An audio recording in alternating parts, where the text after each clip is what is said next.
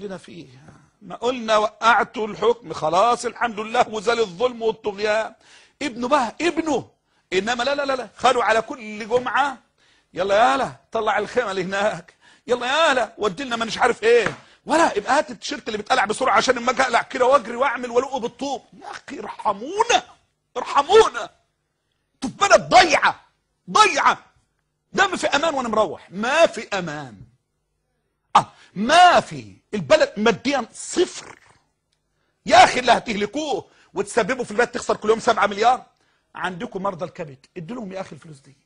مرضى السرطان يا اخي، اللي عندهم الفشل الكلوي، مصر اكثر دوله فيها الهم ده. الناس اللي مش لاقيه تعالج، مش لاقيه تاكل. احنا ما يعني اسال الله يجعلنا سبب دايما. ما الشباب طرفنا من ابنائي وتلاميذي روحوا وزعوا كيك، روحوا بيوت اقسم بجلال الله بالله ما في قيمه رغيفين يشتروهم في اليوم، ما في، وعندهم عزه. تروح البيت من دول ما في حتى حاجه بيناموا عليها، تتكلموا عنده عزه. وبعدين انتوا بقى خلاص فضلنا للكلام ده واجندات خارجيه. فتيجي تقول لي جمعه استرداد الثوره، ولاقي العيال يقول لك ايه، احنا على استعداد نقدم شهداء زي ما قدمنا قبل كده. حبيبي تقدم ايه؟ شهداء. انا عايز عالم في مصر، بس اسمه عالم مش متخلف، عالم يقول لي لو حصلت مجزره الجمعه الجايه مع الجيش اللي يقع فيها شهيد. بالعكس مجرم مجرم مجرم ساعي في الفساد. بقولها اهو، فاسد مجرم خارج على النظام بالكليه، مش منتحر بس، ده مجرم.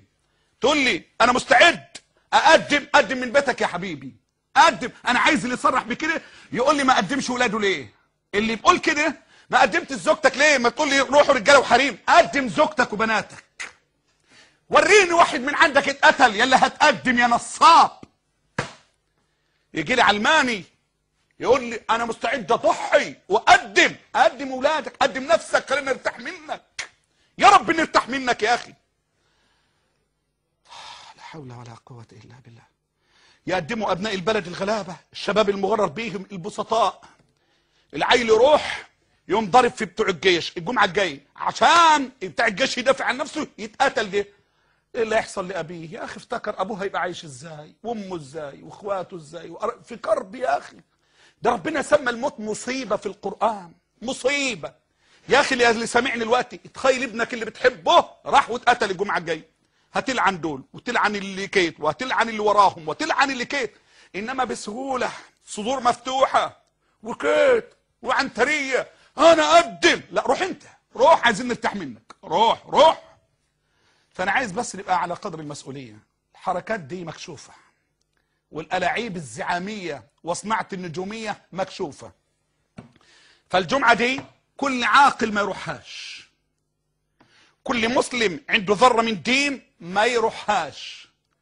كان لعبتكم ايه؟ الجيش عايزينه يحدد الانتخابات، ما حدد لك الانتخابات البرلمانيه وحدد لك انتخابات الشورى.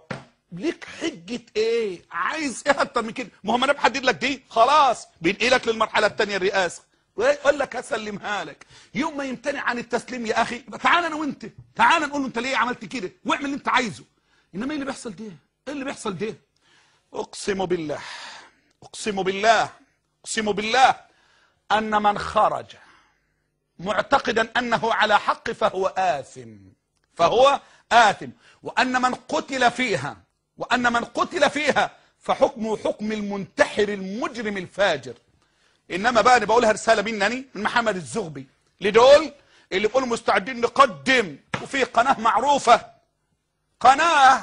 معروفه بتصب لمصلحه مين، ولسه شايفين مديرها مش شال من 6 ايام استقال لما موقع ويكليكس طلع الوثائق اللي بتبين انه شغال مع CIA، والسايه بتصب فيه الموساد الاسرائيلي. مكشوفه قوي يعني، مكشوفه. تقعد تشجعهم، الابطال خارجين، الثوار خارجين. ثوار مين؟ راح تحارب مين يا حبيبي؟ الجيش المصري. هو ده الجهاد اللي بتقول هتحرر به الاقصى؟ راح تقتل الجيش المصري. الجيش المصري فيه مين؟ ده اخوك واخويا وابني وابنك واولاد الفقراء والمساكين اللي رايحين يقضوا مدتهم ويروحوا بسلام. اللي واخد سنة واللي عنده سنتين وعنده 3، عايز تقتل دول؟ عايز تقتل المساكين دول؟ عايز تشتبك مع مين؟ وتقول لي الشهداء؟ الشهداء انا قلت عايز عالم على ارض مصر او في اي مكان في العالم يجرؤ يتصل بيا الوقت يقول لي اللي اتقتل في دي شهيد. شهيد عندكم ايه؟ مين اللي ضرب ذره في المصطلحات العلميه عشان يقول لي شهيد؟ شهيد هو هل يجوز يطلق حتى على انسان صالح وكان في موطن الشهاده شهيد؟ اختلف العلماء من خلال نصين ثابتين عن النبي صلى الله عليه وسلم. انما شهيد ده انت خليت لي جرجس شهيد ومرقس شهيد وبليا شهيد وزلطه اللي كان مسجل خطر بقى شهيد وكوكو شهيد واللي شايل عصايه ورايح شهيد واللي رايح يقتل عسكري شهيد. ارحموا ارحموا ارحموا. ومش بعد كده انا بحذر سكوتي وصمتي الايام اللي فاتت على الحركات دي مش ضعف. الشباب على مستوى الجمهوريه احبابي وطلابي واتباعي هيكون لنا دور بناء. وانا بحذر اللي بيتطاولوا على العلماء، بحذر اللي بياكلوا في حوم العلماء ويظهروا في اي حاجه. قفوا عند الحد ده لان الصمت انتهى. بحذر اللي عايز ينتهك الدين ويتجرأ على الدين ويتهم الدين وكل شويه ياخد من الدين ده شهيد. ده شهيد؟ اوعوا تتجرأوا على دين ربنا. ساعتها بقى لا لا لا لا لا لا لا. وعايز اقولها لكم، حرام عليكم، حرام عليكم. ارحموا الناس، ارحموا اولاد المسلمين، ارحموا الفقراء، ارحموا البسطاء، ارحموا البسطاء، ارحموا الفقراء. خلوا في قلبكم ذرة رحمة، في قلبكم ذرة رحمة. احنا عمرنا ما احنا موافقين على الفساد ولا على الظلم، وبنقول البلد عايشة في فساد وعايشة في ظلم، وما قلناش ان اللي بيحكمونا دول يعني آية من آيات الله. بالعكس بنقول، بس بنقول قاعدة أخف الضررين، ارتكاب أخف الضررين. شوية لما الأمور كده نلتقط أنفسنا. إنما عايزينها مذابح مع الجيش، مذابح مع الأمن الداخلي، خلاص ما حدش يندم بعد كده لما بنته تتخطف، لما ابنه يتطلب في فدية مليون جنيه، لما ايه ما ينفعش الكلام ده. انتوا عايزينها فوضى.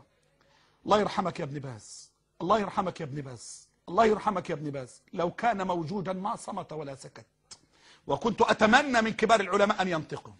الله يرحمك يا ابن عثيمين، الله يرحمك، الله يرحمك، الله يرحمك يا ألباني، الله يرحمك. فعلا صرنا تحت حديث النبي صلى الله عليه وسلم في كتاب العلم: إن الله لا ينتزع العلم انتزاعا ينتزعه من صدور العلماء ولكن بقبض العلماء، حتى إذا لم يبقى عالم اتخذ الناس رؤوسا جهالا فسئلوا فأفتوا بغير علم فضلوا وأضلوا. مش هطول عليكم.